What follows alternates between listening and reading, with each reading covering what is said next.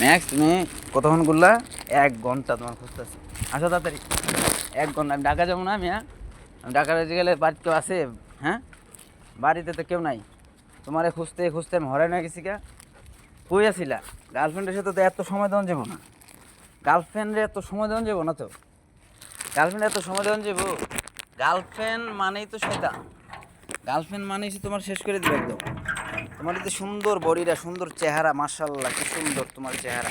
এই চেহারা থাকবো? হ্যাঁ, গার্লফ্রেন্ড তো খায় শেষ করে দিব আমি। এমনি তোমার হচ্ছে কাটা মাটা, ঠিক আছে, কান কাটা, আরেকটা জিনিস কাটা। তুমি তো গার্লফ্রেন্ডের লোক গরুকে, হ্যাঁ? এত তো গার্লফ্রেন্ডের লোক গরম যাবো না। এই কাইলে একটা গার্লফ্রেন্ড আছে, ওটার লোক খালি গরু, ফসাটার লোক গরু না মিয়া। আর ওই যে ওটারে আমি ডাকলাম শিয়াল মার্কেটারে, শিয়ালে ডাকলাম, শিয়ালে আমার কথা শুনলো না। তুমি কই আছো আমার কইলেও না, দৌড়ায় ভাগলো। আরে আমি একটা রুটি দিতাম।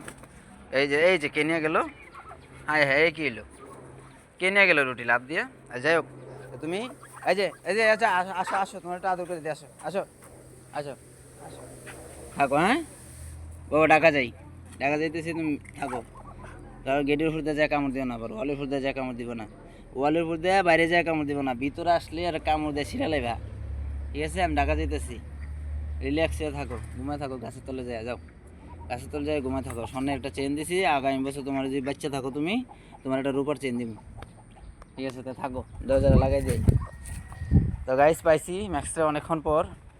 আর বুঝাই টুজাই এখন চলে যাবো ইনশাআল্লাহ, যদি আল্লাহ নেওয়া হয় তাহলে যাইতেছি। আমার জন্য সবাই দোয়া করবেন। আসসালামু আলাইকুম।